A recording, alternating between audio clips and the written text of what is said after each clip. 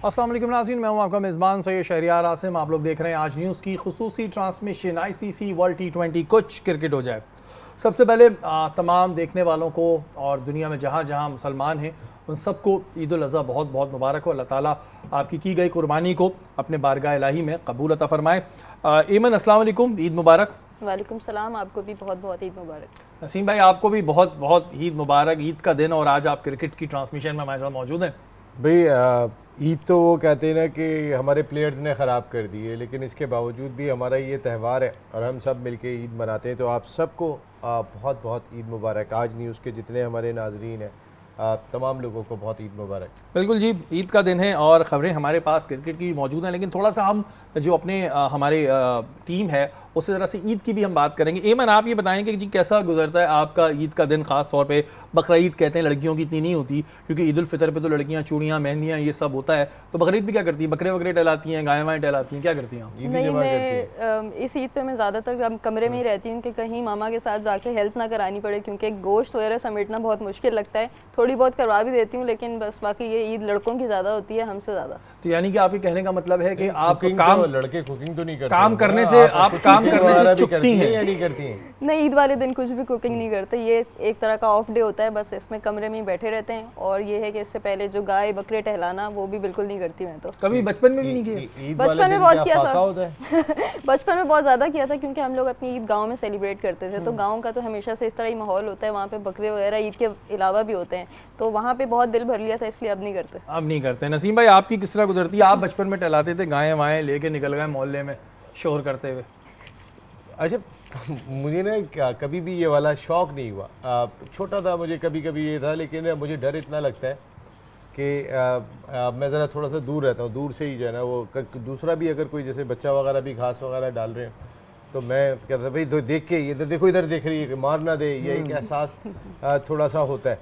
तो बाकी ज़ाहिर बकरा ईद वाले दिन जो है वो आज आपने बुलवा लिया है घर पे, जो है वो बारबेक्यू चल रहा है और अभी सबने जाके जो है वो बारबेक्यू, अगर आप लोगों के लिए दावत है आप लोग चले, राहिल भाई को भी बोले, यहाँ पे जितनी हमारी टीम है अभी नसीम भाई के घर जाएंगे टीम चले। तो नसीम भाई आप खरीदारी करने जाते हैं वैसे गाय बकरों की? कभी गाय परचेजिंग करी है कभी, या वो दिया हुआ घर वालों को ये कॉन्ट्रैक्ट? भाई जाता है, बेटे हैं दोनों, वो साथ चले जाते हैं, साथ में एक हमारे कज़न है वो चले जाते हैं। तो ये लोग जाके आप नहीं जाते?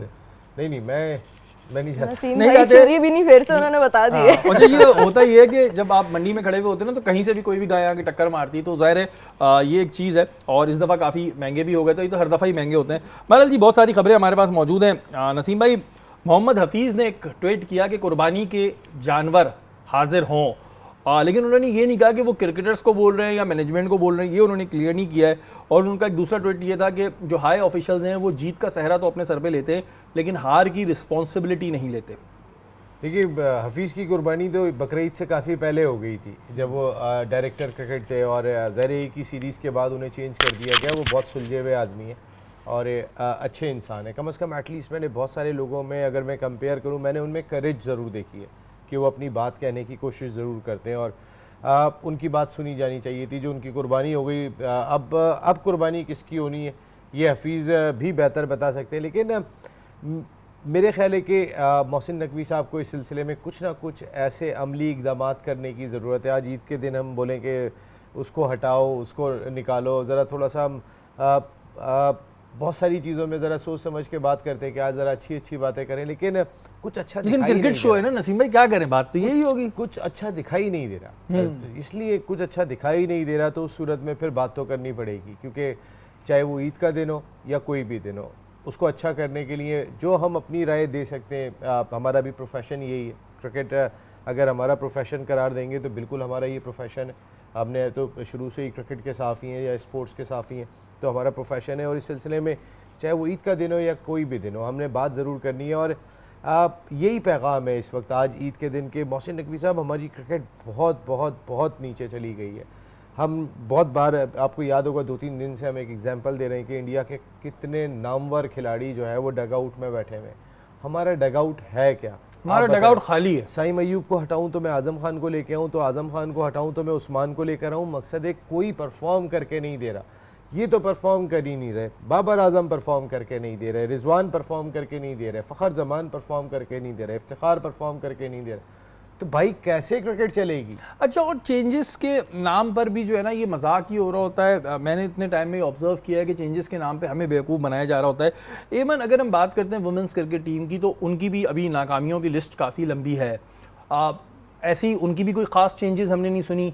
सुनने में आता रहता था कि चेंजेस होंगी, लेकिन उनकी भी कोई चेंजेस नहीं हुई। तो आपको लगता है कि पाकिस्तान टीम में भी कोई चेंजेस होंगी या फिर ठीक है अभी अगली दफ़ा देखेंगे? एमन के बाहर होने के बाद टीम की कारकर्दगी खासी खराब बहुत हुई ख़राब है। मैं बता रहा हूँ, एमन के जब से एमन ने टीम में अपनी परफॉर्मेंस नहीं आ रही है ना, टीम में नहीं खेल रही है, डूब गई है। नहीं, देखिए वुमेन क्रिकेट ने भी बहुत ज़्यादा स्ट्रगल किया। अगर मैं बात करूं तो हम अभी हमारे लास्ट 2-3 इयर्स में जो हमारे सेटबैक्स थे वो बहुत बुरे थे कि हम थाईलैंड से भी हार गए थे, फिर जीते हुए मैचेस वेस्ट इंडीज़ से हार गए थे अपने होम ग्राउंड में। अनफॉर्चुनेटली मोहसिन नकवी साहब भी वहाँ पे मौजूद थे और हम एक जीता हुआ मैच हार गए थे। तो बहुत डिसअपॉइंटिंग रही है हमारी वुमेन्स क्रिकेट की एफर्ट थ्रू आउट। लेकिन हमने न्यूजीलैंड में इतना अच्छा खेला था, सीरीज जीती थी, पहली दफ़ा जाके न्यूजीलैंड में हराया था। उसके बाद ये डाउनफॉल क्यों आया, ये थोड़ा समझ से बाहर है कि हमारी टीम अच्छा करते करते एकदम से नीचे चली जाती है।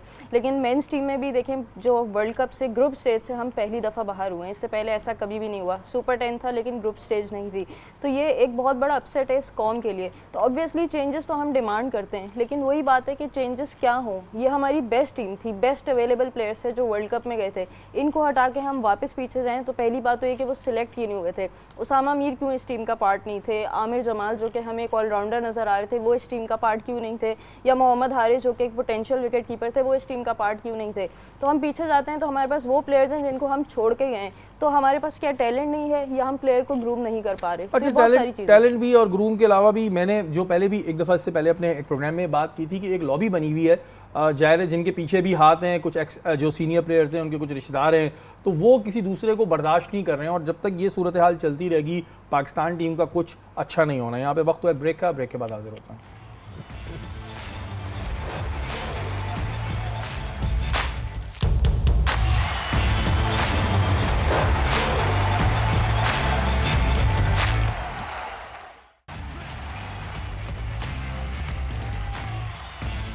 वेलकम बैक नाज़रीन, आप लोग देख रहे हैं आज न्यूज़ की खुसूसी ट्रांसमिशन। और खुसूसी थोड़ी इस वजह से भी ज़्यादा है क्योंकि आज ईद उल अज़हा का दिन है और हमारे पास वर्ल्ड कप से जो मुताल्लिक़ बहुत सारी खबरें होती हैं। वहीं अहमद शहज़ाद की एक खबर है।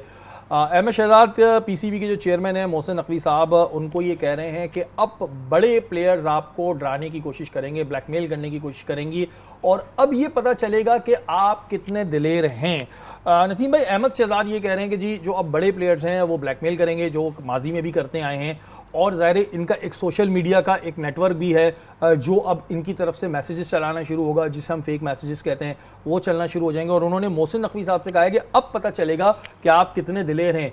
पीसीबी के चेयरमैन अपनी जगह वफाकी वज़ीर दाखिला को बोल रहे हैं कि जी आप कितने दिलेर हैं, अब पता चलेगा। तो दिलेर हैं मोहसिन भाई? भी उन्होंने जिस तरीके से पहले दिन खिताब किया था खिलाड़ियों के साथ, वो दिलेर लगे थे मुझे। सारे खिलाड़ी हैरान थे कि ये क्या बातें कर रहे हैं कि ग्रुपिंग में बर्दाश्त नहीं करूँगा टीम के अंदर, और मुझे किसी ने भी कहा आपको किसी ग्रुप के का हिस्सा बनने की ज़रूरत नहीं है। जो उन्होंने बात की थी, अभी अमन ने बात की कि वेस्ट इंडीज़ के एक मैच में वो गए थे, बिल्कुल जीता हुआ मैच था, पाकिस्तान टीम लूज़ कर गई। वो अभी इंडिया के मैच में न्यूयॉर्क में मौजूद थे, जीता हुआ मैच था, वो आप लूज़ कर गए। तो आपकी मौजूदगी का भी असर हमारे प्लेयर्स पर दिखाई नहीं दे रहा। ये एक बहुत इंपॉर्टेंट चीज़ है कि हमारा सरबराह जो है वो ग्राउंड के अंदर बैठे हुए और हम जीता हुआ मैच गिव अप कर रहे हैं। घबरा तो नहीं जाते नसीम भाई कि मोहसिन भाई आ गए, मोहसिन भाई आ गए, बच्चे डर के गलत सला शॉट खेले? देखिए, ये तो उस वक्त भी घबरा रहे हैं कि जब मोहसिन साहब नहीं होते, ये तो उस वक्त भी हार रहे हैं, लेकिन आपकी मौजूदगी में हार रहे हैं। तो आपको एक चीज़ का एहसास होना चाहिए कि करना क्या है। देखिए, कोलकाता नाइट राइडर का मैंने बहुत कम मैच देखे कि जिस दिन शाहरुख खान आ रहे हैं उस दिन वो टीम हारती नहीं है। एक वजन होता है कि यार टीम ऑनर आ रहे हैं, टीम ऑनर आके मैच देखेंगे, उसी से इंक्रीमेंट का ताल्लुक होता है ना, इंक्रीमेंट लगते हैं, इंक्रीमेंट भी होता है। फिर सबसे बड़ी चीज़ कि आपके चेयरमैन बैठे हुए हैं, आप उनके सामने परफॉर्म करोगे तो आप उनकी गुड बुक में आओगे, उनके अब ज़ाहिर है वो भी पाकिस्तान क्रिकेट की बेहतरी ही चाहते होंगे, इसके अलावा तो कुछ भी नहीं चाहते होंगे। लेकिन सवाल ये है कि दुनिया भर में जब कोई एक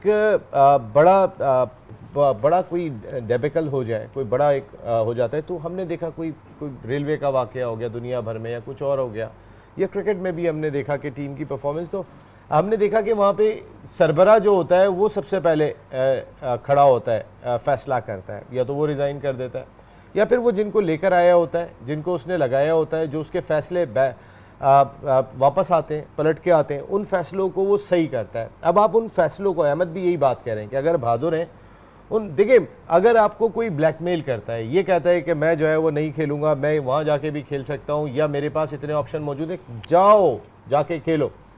हाँ, ये ये 25 blackmail करोड़ तो नहीं होना आवाम चाहिए का इन बच्चों मुल्क से है, यार। ये 25 करोड़ आवाम का मुल्क है। यहाँ अगर एक खिलाड़ी को मौका नहीं मिला, उसका कॉन्फिडेंस उस तरीके से बन नहीं सका, आप मौका दोगे तो क्या पता उसका पोटेंशियल क्या है। और नसीम भाई बड़े वही बात बड़े है, प्लेयर, शेरी भाई, बहुत बड़े बड़े, आहिस्ता सॉरी आपकी आहिस्ता बात जी, interrupt की। प्लीज। बड़े बड़े प्लेयर है। इमरान खान ने कहा था मंसूर अख्तर, विविन रिचर्ड्स हैं, मंसूर अख्तर से परफॉर्म नहीं हो सका। साजिद अली बहुत बड़े प्लेयर थे, उनसे उस तरीके से परफॉर्म नहीं हो सका। बहुत बड़े लोग कहते हैं अपनी पीक के ऊपर, वसीम वक्कार को पीक के ऊपर शॉर्ट पिचों के ऊपर जो है वो हिटे मारा करते थे, नहीं खेल सके पाकिस्तान के लिए। बड़े बड़े प्लेयर नहीं खेल सके। बहुत सारे ऐसे ऑर्डिनरी टाइप के प्लेयर थे, उन्होंने पाकिस्तान की बहुत खिदमत कर ली। वो शुरू में उनका आगाज़ ऐसा था शायद ये नहीं खेल सकेगा, लेकिन आप मौका दो। आपने अपनी क्रिकेट को 16 से 20 खिलाड़ियों के गिर्द समेट के रख दिया है, ये कौन सा इंसाफ है। और ये चीज़ जो है ना, ये अब काफ़ी टाइम से हम देख रहे हैं, एक अरसा हो चुका है इस चीज़ को देखते हुए। ब्लैकमेलिंग का सिलसिला जो है ये प्लेयर्स का डेफिनेटली होता होगा, तभी अहमद शहजाद बोल रहे हैं कि जी ये ब्लैकमेल करना शुरू कर देते हैं। और इन बच्चों से ज़्यादा ब्लैकमेल होने की ज़रूरत नहीं है, इनके पास दूसरे ऑप्शन क्या है, जाए भाई लीग खेलें, ठीक है, पाकिस्तान की वजह से इनकी इज्जत है, वरना इनको जानता कौन है, इनको कोई नहीं जानता। नसीम भाई, वहीं अहमद शहजाद का एक और स्टेटमेंट भी आ गया। वो ये कह रहे हैं कि अगर सेलेक्टर्स को ये लगता है कि मैं फिट हूं तो मैं कौम के लिए दस्तयाब हूं। अब यहाँ पे दो सवाल पैदा होते हैं कि एक जगह हम नए टैलेंट को लाने की बात कर रहे हैं, एक जगह अहमद शहजाद भी अपना हाथ उठा रहे हैं, मैं कम इन सर। सेकंड चीज़ ये है कि ये अब एक नया ट्रेंड बन गया है कि जी आपको जब टीम में नहीं होते हैं, आप किसी भी शो में बैठे हैं और खूब अगेंस्ट बातें करें और उसके बाद टीम का हिस्सा बन जाए। अभी आजकल अहमद शहजाद बड़ी गरम गरम बातें कर रहे थे, और इससे पहले आमिर और अमाद कर रहे थे, वो भी टीम में आ गए। तो अहमद शहजाद का भी यही तो नहीं है कि भाई ठीक है अभी गरम गरम बातें कर रहा हूँ मैं, अब मुझे भी टीम में चांस दे दो। अब वो भी आगे खड़े हो गए कि मैं भी हूँ। यहाँ पुरानों से परेशान है, वो और ज़्यादा पीछे के उसके आ रहे हैं। अहमद ने भी कमबैक किया था, डोमेस्टिक सीजन में परफॉर्म भी किया था, कोशिश करते हुए दिखाई दिए। अभी बहुत एफर्ट करना पड़ेंगे, अभी तो वो जुबान मुंह से खेल रहे हैं। हाँ, अगर आप देखेंगे तो उनकी क्रिकेट जितनी भी दिखाई दे रही है वो ज़ुबान से दिखाई दे रही है। वो जिस अंदाज से पाकिस्तान क्रिकेट को बेहतर करने की बात कर रहे हैं, ऐसा लग रहा है उनके अपने दिल के अंदर कुछ ऐसी चीज़ें हैं कि जिसको वो डिस्कस करते हुए दिखाई दे रहे हैं। इस वक्त हर आदमी, हर क्रिकेटर आप देखेंगे कि जो बाबर आजम के दौर में करीब रहा, या जिसको जगह नहीं बन सकी, या जो किसी और वजह से बाहर हो गया। देखिए अहमद की जो बॉल लगी थी ना, अहमद वहाँ से, अहमद की क्रिकेट उससे पहले अहमद बहुत तगड़े बैटर थे, इसमें कोई शुबा नहीं है ना। उसके बाद से अहमद वो अहमद नहीं रहे, थोड़ा सा शेकी हो गए थे, डर गए थे। लेकिन मैं बड़े उनके स्टेटमेंट सुनता हूँ। मैं भी एक स्टेटमेंट उनका देख रहा था, उसमें उन्होंने कहा कि मैंने कोयटा ग्लैडिएटर को टाइटल जिताया था। उन्होंने अभी किसी फ्रेंचाइज ने इनको नहीं लिया था, ये किसी पाकिस्तान सुपर लीग में ये उमर अकमल हिस्सा नहीं थे। इन्होंने कहा कि मैंने टाइटल जिताया था, हमारी परफॉर्मेंस थी और बड़ा अच्छा रहा था हमारा, कोयटा ग्लैडिएटर ने मुझे नहीं लिया। तो भाई कोयटा ग्लैडिएटर ने क्या आपको गोद लिया हुआ था? आप मुझे एक बात बताएं, आप मकसद है कि उन्होंने आपसे कोई जिम्मेदारी ली हुई थी कि आपको बाकी 7 फ्रेंचाइज हैं, आपको कोई और भी नहीं ले रहा, आप तो पाकिस्तान के बड़े सुपरस्टार हैं। आप किसी एक कोई भी टारगेट जो है वो इस वजह से कर रहे हैं कि जो आपको लगे ना कि हाँ यार ये इनको ज़रा थोड़ा सा मैं कह सकता हूँ, तो हम कह जाते हैं। कहने का मकसद है अहमद, आप बहुत सारी बातें बहुत ज़्यादा कह रहे हैं, बहुत ज़्यादा चढ़ के आ रहे हैं, बहुत ज़्यादा बातें आपकी जो हम लेकिन वही है ना नसीम भाई, स्क्रीन आपको पे बैठ के deliver भी शोर करके करना तो आसान है। वही इमाद और अगर आमिर को भी हम देखें तो वो जब बैठे हुए होते थे तो बड़ा शोर कर रहे होते थे, तो ग्राउंड में क्या किया। एमन वैसे ये ट्रेंड आप किस तरह देखती हैं कि जी टीम से बाहर हो जाओ, आओ आप भी हमारे पास यहाँ बैठी हैं, लेकिन आप बहुत सोच समझ के बात करती हैं, जो बात है आप नहीं इस तरह ओपन बातें बताती हैं, जो आपके पास राज हैं वो आपने छुपाए हुए हैं, स्टिल आपके पास ही हैं, वो आप हमें नहीं बता रही हैं। लेकिन ये अब एक नया ट्रेंड निकल आया कि जी जो प्लेयर्स बैठे हुए हैं वो आते हैं, तनकीद करते हैं और फिर टीम में आने के लिए हाथ उठा देते हैं। जहाँ पे बात हो रही है नया टैलेंट लाओ, अब वहाँ पे हम अहमद शहजाद को दोबारा ट्राई करें कि आओ भाई तुम भी कुछ कर लो। आमिर ने और अम्माद ने रिटायरमेंट ली है, अहमद ने नहीं ली है कि आप वो अहमद खुल के बात करेंगे। देखिए आमिर और इमाद भी अगर वापस आए हैं तो वो टीवी के थ्रू वापस नहीं आए, क्रिटिसिज्म के थ्रू वापस नहीं आए, वो इतना ज़्यादा परफॉर्म करके आए कि हमारी मजबूरी हो गया था कि उनको टीम में वापस लें। Imad Wasim straight man of the matches थे PSL के मैचेस के। आमिर ने इतनी शानदार बॉलिंग की थी कि हमें नज़र ही नहीं आ रहा था, और अभी वर्ल्ड कप में मोहम्मद आमिर के अलावा हमारी टीम में कोई भी परफॉर्मर नहीं है। तो किसी भी प्लेयर का कभी भी क्रिकेट करियर ख़त्म ही होगा जब तक कि वो मेहनत करना ना छोड़ दे। अगर अहमद शहजाद, उमर अकमल किसी ने भी कमबैक करना है, कीप हार्ड वर्किंग, आप डोमेस्टिक खेलें, आप डोमेस्टिक में रन्स की अंबार करें कि आपको सिलेक्टर्स देखें और आप वापस आ जाएं। लेकिन क्रिटिसिज्म से आप कभी भी वापस नहीं आएंगे। क्रिटिसाइज जो है वो ज़ाहिर करना आसान होता है, लेकिन ज़ाहिर ग्राउंड की कंडीशन कुछ और होती है। लेकिन हमारी टीम ने जो परफॉर्म किया उसके बाद तो भाई ज़ाहिर जो बच्चे हैं ना वो भी मशवरे दे रहे होते हैं छोटे छोटे के ऐसे नहीं ऐसे होता है, तो ज़ाहिर है क्रिटिसाइज जहाँ पे जायज़ बनता है वो करें। और एम एस शहजाद साहब अभी जाएँ डोमेस्टिक में थोड़े रन वन करें, फिर देखेंगे कि आपको क्या करना है। या वक्त तो एक ब्रेक का, ब्रेक के बाद हाजिर हो जाए।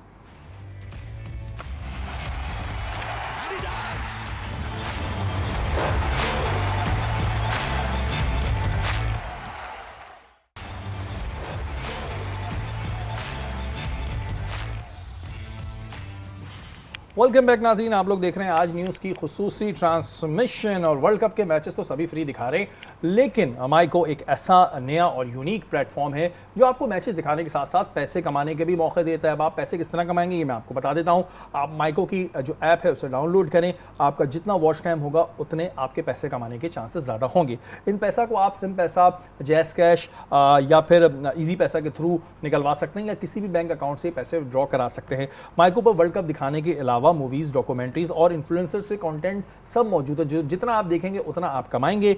Down the Mico app now, देखते जाओ, कमाते जाओ और माइको लगाओ। नसीम भाई, क्रिकेट बोर्ड का एक रूल होता है कि अगर आपको $750 के अंदर कोई गिफ्ट मिलता है तो ठीक है, लेकिन अगर उससे ऊपर आपको कोई गिफ्ट मिलेगा तो आपको पीसीबी को उसकी डिटेल, ना सिर्फ उसकी डिटेल बल्कि देने वाले की डिटेल्स भी शेयर करनी पड़ती हैं।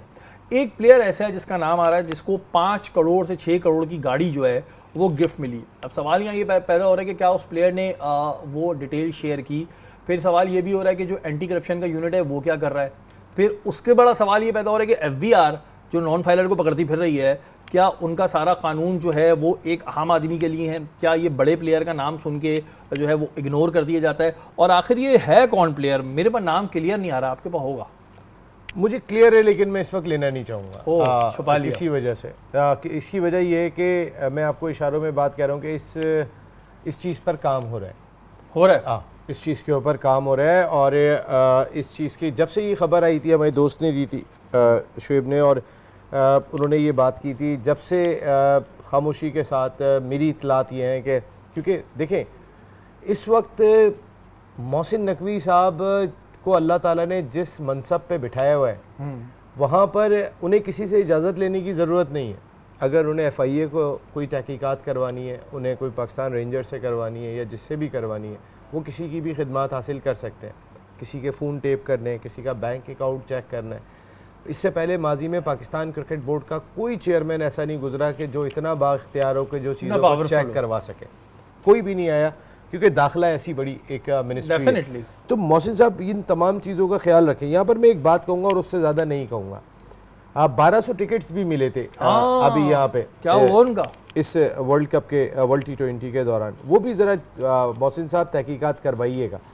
क्या हुआ नसीम भाई? 1200 टिकट का बताएं ना, खुल के बताएं क्या हुआ। 1200 टिकट बिक गए मार्केट में, मिले थे। और देखें टिकट्स की कीमत जो थी उनमें वो मैच की टिकट्स की आप बात जी, मैच की टिकट $750 से जो है वो तकरीबन $7,000-8,000 का भी टिकट था, जो ज़ाहिर हर क्रिकेट बोर्ड को मिलते हैं, आपको भी मिले थे। तो वो कहाँ पे डिस्ट्रीब्यूट हुए? अपने 1200 टिकट खासी क्वांटिटी होती है एक, और वो टिकट खासा महंगा था, वो थोड़ा महंगा टिकट नहीं था खासी। देखिए अगर मैं भी क्योंकि इस खबर के ऊपर, इस स्टोरी के ऊपर थोड़ा सा काम करूँ, लेकिन मैं चाहता हूँ कि अगर आपके पास इख्तियार है आप ज़रूर चेक करें। तो ये टिकट जो है वो डिस्ट्रीब्यूट करने की जिम्मेदारी किसकी होती है? ये टिकट 1200 टिकट का वो कौन होता है? माई बाप। देखिए इस वक्त तो सीनियर मैनेजर वहाब रियाज थे। अच्छा, उनके पास जितनी जिम्मेदारियां हैं, जो खिलाड़ी भी बाहर खाने पे गया, शॉपिंग सेंटर गया, टिम का मैनेजर जो होता है वो उस वक्त टूरिंग पार्टी का हेड होता है, और ये तो सीनियर मैनेजर है। तो मेरी इतलात के मुताबिक तो टिकट्स वहाब के पास ही आए होंगे। और 1200 टिकट मिले, 750 से लेके $7,000 तक का भी टिकट था। उन टिकट्स का क्या हुआ, ये एक अहम सवाल है।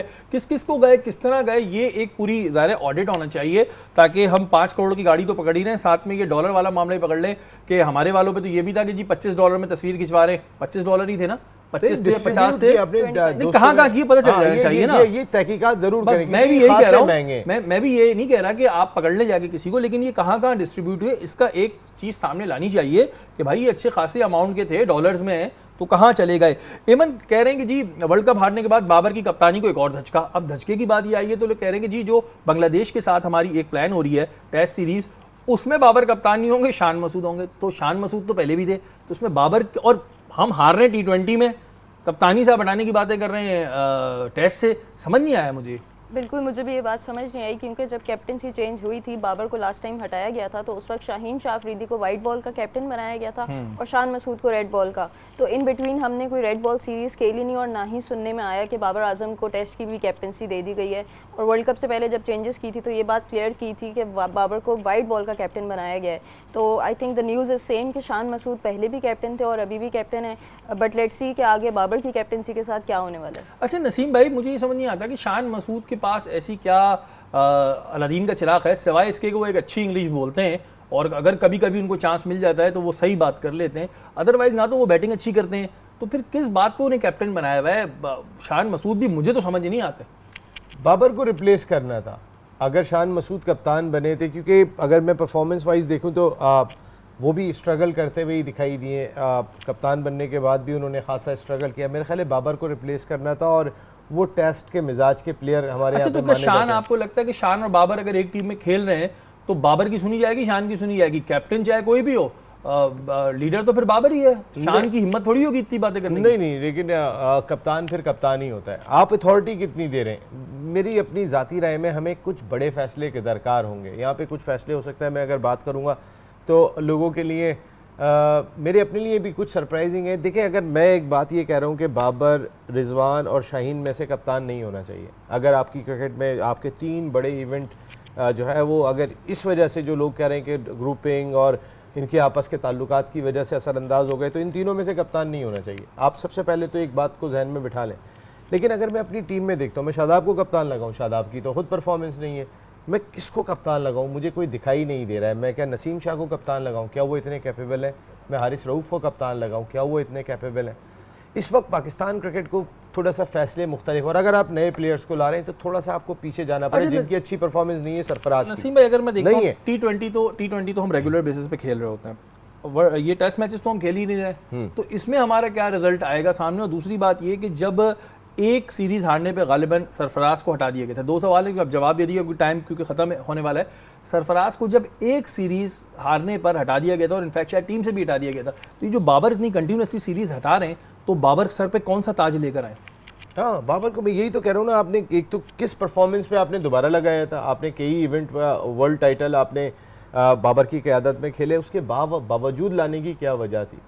क्या आपकी कोई ऐसी अंडरस्टैंडिंग थी कि आप बाबर को कप्तान लाना चाहते हैं? हो सकता है ये अंडरस्टैंडिंग हो कि 3-4 प्लेयर को मौका देना पड़ेगा, चाहे आमिर है, मादे उनको वापस लेकर आए, उस्मान को हमने इमारात नहीं जाने दिया।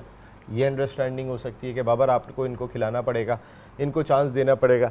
समझ में नहीं आया बाबर को लाना। बाबर को लाना सबसे बुरा फैसला था उस वक्त, जिस वक्त शाहीन को हटाया गया था, क्योंकि आपके सर पे वर्ल्ड टी20 था।